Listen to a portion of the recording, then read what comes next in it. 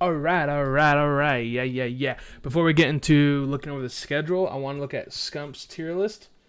Instead of doing my own tier list, where I just go through it all, I thought it'd be more fun to like look at Scump's and see how his relates to mine. As I'll just talk about mine, looking at his. So the reason why I want to do Scump's is I feel like he has the most accurate picture of anyone at this point. More than the flank, more than Ben, anyone, is because he was just in the league, obviously. He's playing against these guys. He knows what they're up against. So I think in the F tier, it's very obvious it's the Ravens. You really couldn't say anyone else. If you try to say Paris, I'm not going to let you.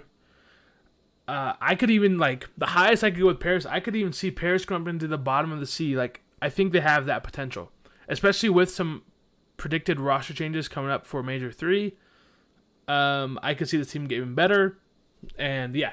But yeah, so there is a lot of uncertainty with the Mutineers. They have made just constant roster changes. They brought Dave Patty back, and then within a couple weeks, he gone. Officially off. They kept Vickle over Brack, which I thought was stupid at the time, and now Brack is back.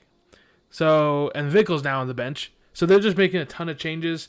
Major Maniac got dropped a while back.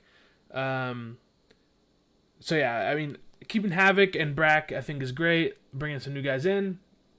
And Paris at D. Literally no issues here. Going up into the C range. 0 issues here. If you know, I like the Seattle Surge. I'm from Washington State.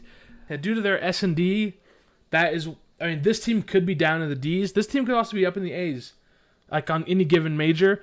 But because of how bad their S&D is, it's hard for you to put them anywhere in the top 8, right? Yeah, you cannot put them in the top 8. At this point, this is a team not destined for challengers. They should have made a roster change. That's my own opinion because of the S&D state.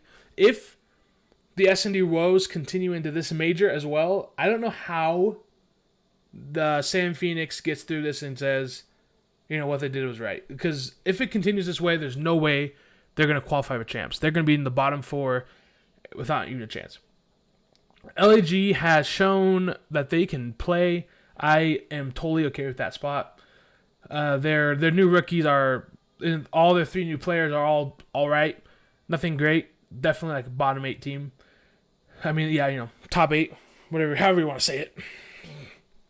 But yeah, I like that.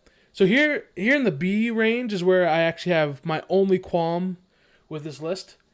I don't know what exactly. Let's listen to Scump. Let's watch this little 20-second clip. This is our CDL tier list at the moment. Right now, guys, taking into account the major, this is our tier list. Going into the Major 3 split, let me know what you guys think. Major 3 split. I know a lot of people have their own opinions, but yes. This is mine, Karma's. So my only problem with the Boston Breach, they have Lost Methods, who I think is totally underrated. Underrated. I think he brings a lot of glue to the team, and he actually can slay out when needed. This is a total high C tier team. I think Roston needs to go down, and if this is going into Major 3, Ultra have to be below Optic or above Optic, especially with Ghosty coming in for Optic. We don't know how he's going to perform with the big boys, with the big dogs. We typically don't see that many people like just straight out struggle if they were hot in challengers. So I'm not expecting Optic to fall, but Boston should be top C, and then Ultra should be here where Boston is or above them. I think it's really hard to say. I would actually probably put them above Optic at this point. I don't care what everyone's saying out there. They are fire online, and I think they will bring it onto LAN come Major 3 in Texas.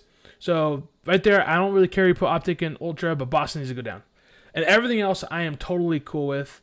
New York, we did not see them perform that well on LAN, but we know what they can do. We know their firepower. Minnesota was my pick to win actually Major 2. Loved them in 4th. I would not put them above Subliners. And then these are the obvious 2 top. So, yeah, I very good tier list. It's exactly what I would do. You have to put Ravens in their own tier. just the whole layout of everything's perfect except Boston.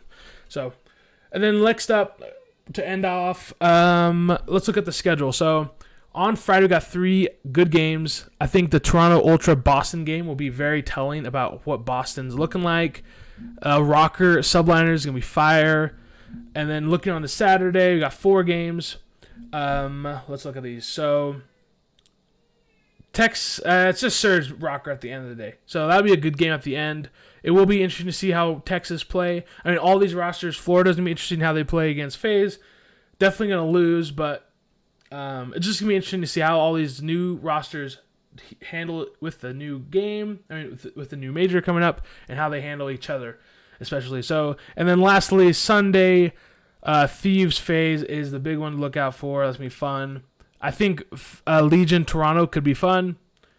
And, just in this new CDL, I remember going back to Cold War, there were so many games. Like, if you look down this list, right, FaZe Florida would just be a snooze fest. It might be a 3-1. It might be a little close at times. You never know. And then I don't know, like, Thieves, Vegas, and Cold War, that would have freaking sucked. There's just so many games that would have sucked, but like going through here in Modern Warfare 2 and Vanguard, like the competition is so good that every game is like, yeah, that's fun to watch. I mean, it might be decently close. It won't be great, but it'll be decently close.